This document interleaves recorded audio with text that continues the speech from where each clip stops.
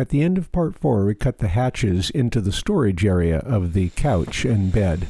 Now we'll add the pieces to support the hatches. So I've got the first few pieces of the aluminum in here, and now that I've got it kind of figured out what I'm doing, I'll share that with you. And it's pretty simple. I couldn't get all of the parts that I wanted for here, so I got the parts that were available. So here's what I ended up with. So I have 1/2-inch flathead machine screws, and then I have T-nuts. I really wanted to get barrel nuts, but that's not something I can get locally at a decent price. So I got T-nuts, and then I'm cutting off the little barbs, and it leaves just little teeny nubs which grips into the aluminum bar wonderfully, and so it holds it together really well. It needs about 5/8 inch, and once you screw it in a little bit, it's plenty to do the job with the aluminum and the wood, and you can tighten it up clear down to 1/2 inch if necessary.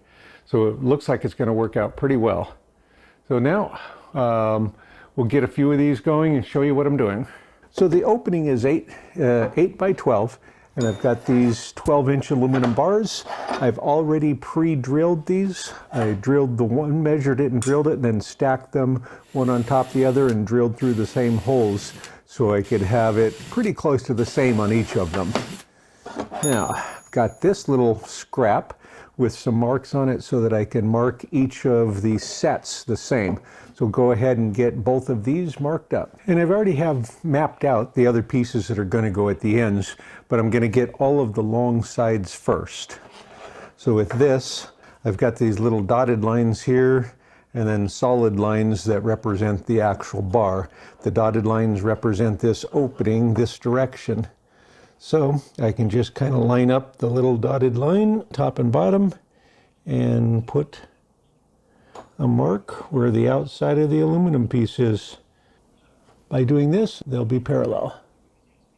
Now I have these are drilled offset, so I've got the wider edge to the outside, so I make sure that the screws are basically centered on the wood portion of it that's left, and then this sticks into that space. Okay, and then I just need to line that up. I'm going to go ahead and just clamp this guide into place. Yeah, that should help keep those even. Oh, I'm lining that up on those marks that I put on the outside. Okay, that gets that. And then just marking where each screw hole goes. Okay, same on the bottom. And it shouldn't really matter which one I use because they should all be fairly close to the same. All right.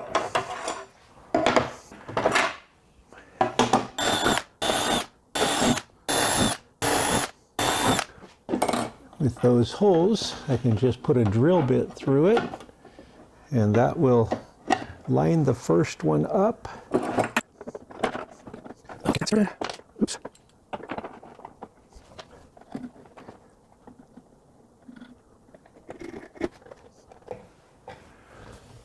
Okay, then we can take a light and I can shine through the hole to make sure that I have the other ones lined up. I'm a little bit off. There we go. And because of the angles, the thickness, I'm not going to be 100%. But if I'm in the hole, if I see the hole, I'm happy enough with that because that means it's going to work out well. Okay, just drill the next size out.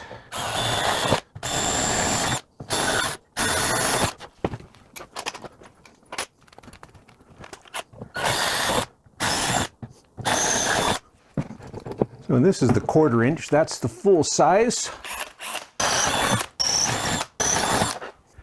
And then I'm taking these and clipping off those little points. Okay. So just taking all 4 of those off. I'll do that to each one of them, and that fits onto that, or through the hole, and what's left of those little tabs still are rough enough to grab into the aluminum just fine. So then, for each one of those, I'll just drop that. Oh yeah, one more piece. Forgot. Going to countersink that just a touch. I don't need to do it much. I just need to get rid of that top corner, because then the bevel of that screw will fit in there enough to grab onto that, so it'll sink.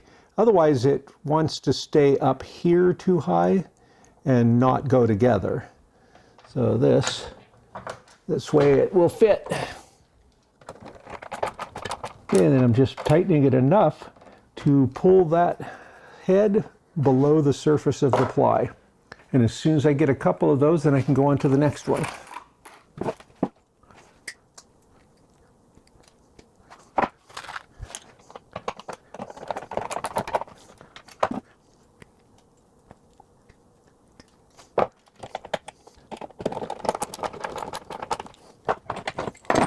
Then I won't bother drilling those two until I get the next one going. Then I can get all of those at the same time, speeding it up quite a bit. Line that up. That gives me that starting point.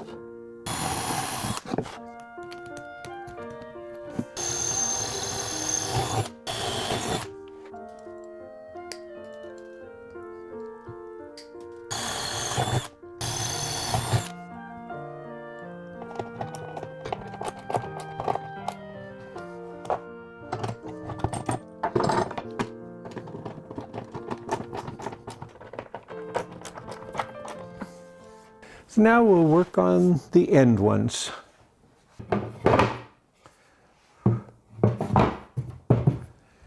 All right, so once I get those other pieces in, then it won't be able to do that, because right now, if I go right at the end, it'll tip.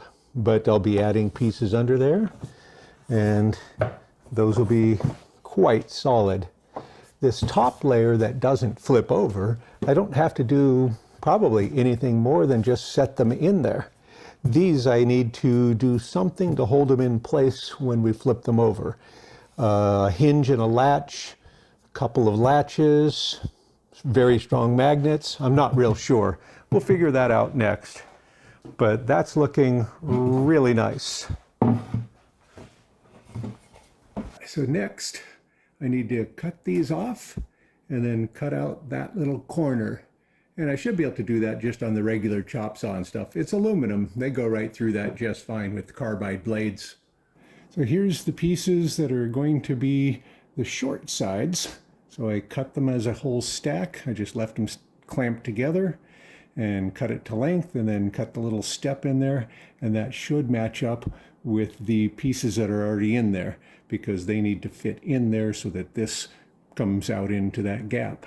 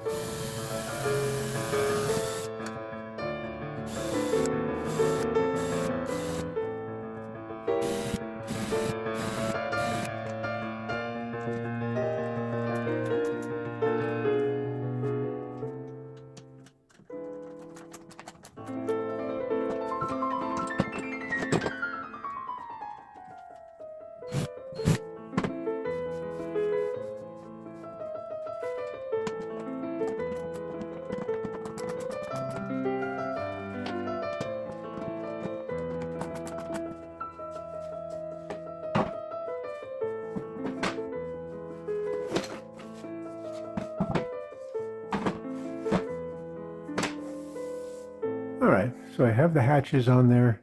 Next, we'll be figuring out how I'm going to hold these in place. As far as opening those, I think I'm just going to put a little tab of fabric on those, because those gravity will take care of holding them shut, but these get flipped over, so I'll need to do something to hold them into place. So as I mentioned a little while ago on the video, that I have the 3/4 inch square pieces of oak, and so I'm going to drill them into, or a hole to set them in, and that needs to be at that angle. This is one of the scraps from building this base, and so these are this is the angle.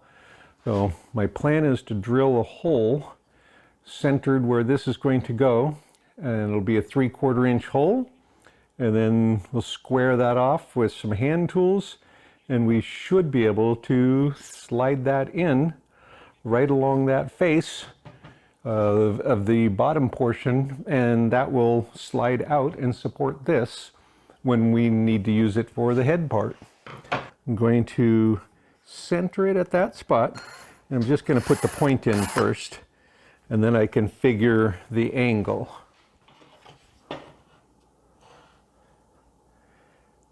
So I need to pull it back at that angle.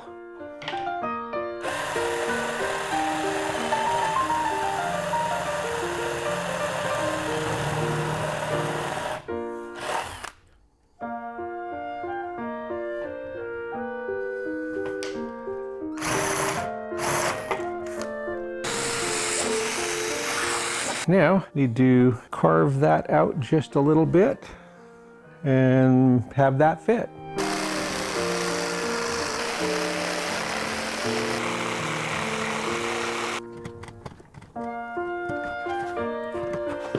That's pretty close already. If I could have a file, so maybe a piece of sandpaper.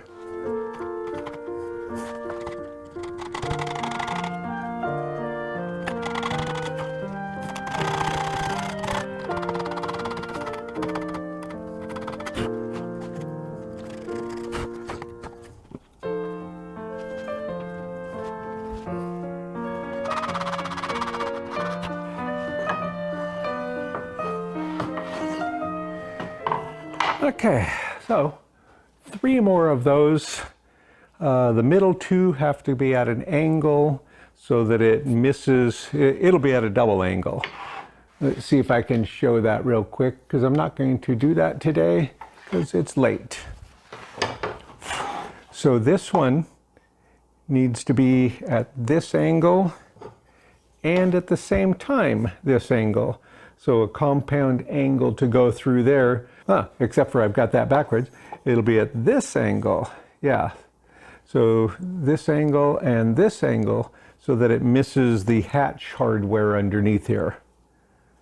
I've got the same starting point, the center, and I'll start straight in again, and then I need to do the tilt. Tilt this way, and then tilt this way.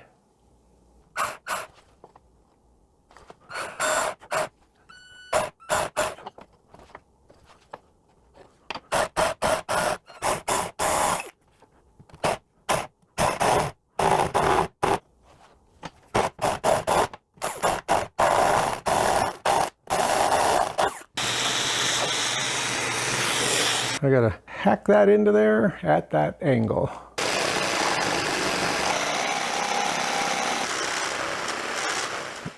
Okay, so this is what the aluminum pieces look like from the back side. And by using these T-nuts that I cut down, it's a very low profile in that area. I am going to add some thickness with the supports for that one end, the headboard piece, because I'm using 3/4 by 3/4 inch oak. I think we already covered this, but we'll cover it a little bit.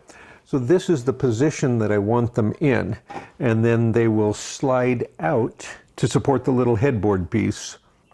So I'm not sure exactly how I'm holding those yet, but we'll get that real soon. That's how it would look when it's sticking up or out, because this will be laying down, but I was just showing it this way. And of course I won't need the clamps because gravity will take care of everything. And so then these wouldn't fall back down because I'll have them locked in on the other side in some kind of track or holder. So that's kind of the idea. And I just need to figure out the mechanism to hold it on the other side. But it goes through there, they fit nicely. All four of them go in and support that top piece. So there it is with that extension. And I can take these clamps off when it's in this position.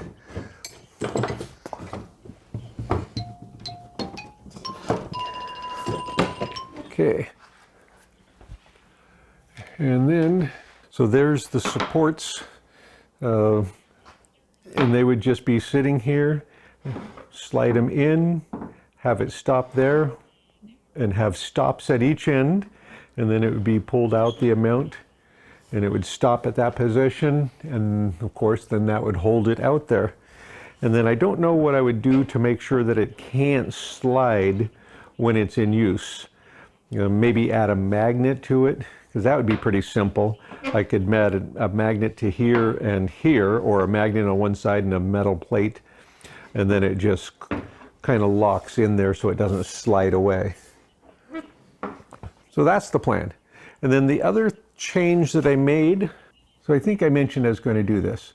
I filled this back in about 3/8 or a ½ inch to account for the floor mat material. That way I'll be able to put the floor mat from here toward the back of the van the whole rest of the way, because I didn't make any allowances for that for height. So I have these the same height. If I'd have made this one shorter, I could have just put the floor mat under it and not had a problem. Or if I had planned that ahead, I could have had that this much lower. So let's put this in temporarily and check it. And of course, this will have to be moved down by that amount to lock it to the bar again. So the bar would be here in that hole. It's a little bit awkward. It's not terribly heavy.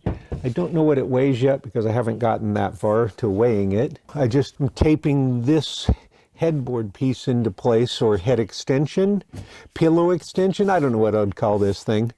But the extension, I'm just taping it in place so it doesn't flop down while I'm getting it into position. Lift it up a little bit and slide it in. Okay, that's into position. And that's not hitting the seats. It's touching, but it's not pressing against it. So that's perfect. And this has a space along this edge now, so the mat will fit under here. This new plug piece, the little addition sitting on the bar, and that leaves a wedge-shaped hole along here. So that's where I might cut a wedge to put in that, because I would really kind of like it setting on that whole metal track instead of just the two ends. I mean, the two ends are strong enough. That's how the seat is attached. So maybe it makes more sense to just leave it directly on that and not try to fill this in. If I feel like it needs to be filled in, I'll fill it in. Otherwise, maybe I won't worry about it. So I'm using some of these mats. I'm going to cover the floor with these. So I have a set of 4 of these, and they come with 2 sides covered. Looks like 2 sides with edges on them, but that will lock those together, and we'll cover the floor with those. So let's figure out where they're going to be. So I just need a finished edge out here and on that side. That side will be a cut edge in the back, and this side can be tucked under so it doesn't matter. So with that in mind, I could figure out where 2 of them go sideways. So we'll start with that. But I do know I don't need it on this first set, so I'll take these off and we'll save those. It has to lift a bit first. Okay, then I can tuck that under. So I think that's my starting point. And then I could tape it together from the back after I get it figured out exactly where it should be. Order of operation. So everything's out and stored in the garage, and then we're going to put it all in here for camping. We pop the seats out. We put this stuff in here, starting with that piece of wood, then these mats, then this back piece of wood, because then it will tie those down. Then this, and this could be before or the very back, but then it starts locking the pieces down into position. And we could tape this seam together on the back, I think, so that it doesn't open up at all. If I'd planned for this ahead of time, I would have cut the front of this differently. I wouldn't have had to do some of the scribing, but it really doesn't matter at this point. So we will continue on as if that never happened. And we've got good alignment back here, and we'll go ahead and cut some more of that around there. So I'm going to cut this about 3/4 of an inch longer than the piece of wood here, because I want to be able to trim it to fit this area where I have this piece here. So my plan is to tuck this under that edge.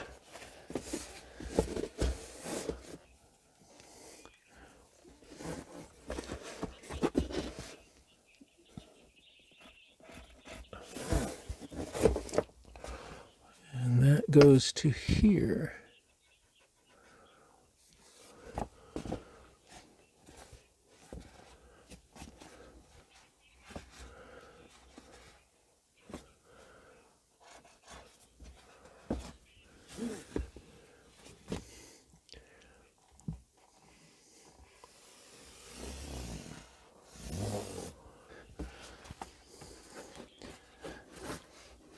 Okay, this will be tucked under there, and then I need to trim for this whole piece.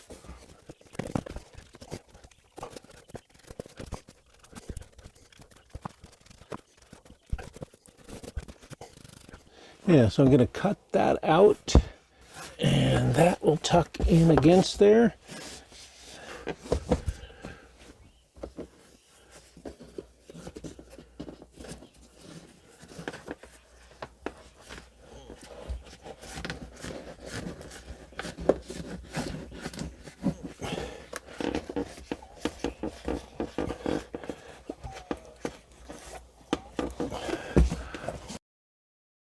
Right now I can't recall the name of the viewer, but I can put that on the screen like right here at the bottom, wherever the bottom is. I don't even know which way this is facing.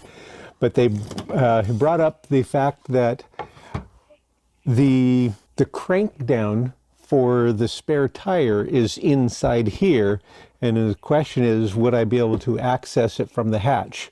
Well, I'd completely forgot about that. I've only needed to use a spare on any vehicle I've owned, I think once. Hopefully I would never need to use it, but it's a good, legitimate call. I am so glad that he brought it up so that I could check it. And I don't know if we'll be able to see that at all from here. Well, I certainly can't see it from here. I'm going to have to move. I don't know if we can see this. So my van has another layer of carpet in comparison to what I saw from other people's getting to that bolt piece. So mine has the second set. So this is the bottom layer of it. I already pulled it out from underneath the box portion, so I'm going to leave it on the inside like this. There's no need for it on the outside, and if I do need to get to that spot, I'm going to need to move this a little bit. I would have to pull it out from there. Now mine has plastic strips along the side that actually hook in underneath these rail areas. So I have to push down and then pull it out. You can see this plastic piece, it has a little hooked edge. So I have to do that on both sides. So I just push down and then pull it in. And then that allows me to roll it up more. And then the little trap door piece for the bolt is right here. And again, I don't know if you'll be able to see it at all. So it is a very tough spot to get to. You can kind of see the insulation stuff. I pulled that up. So it's right there. And so the angle allows me to put the little tool thing in there to crank the tire down. So I did a quick check and it works.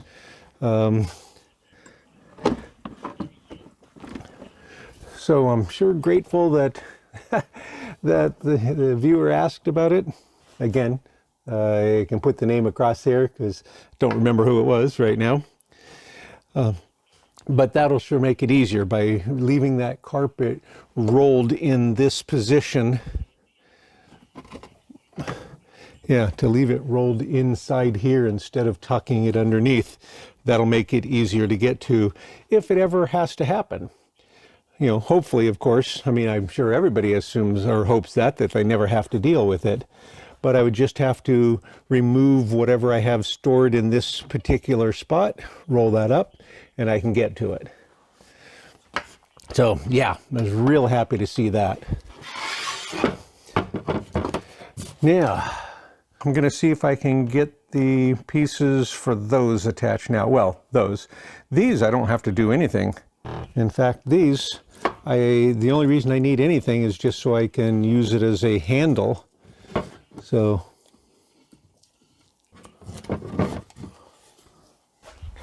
and I have no idea if these are going to rattle at all. So they very well might. And so I'll probably put something between those two layers to make sure it doesn't happen. Okay, that just gives me some little simple handles for now.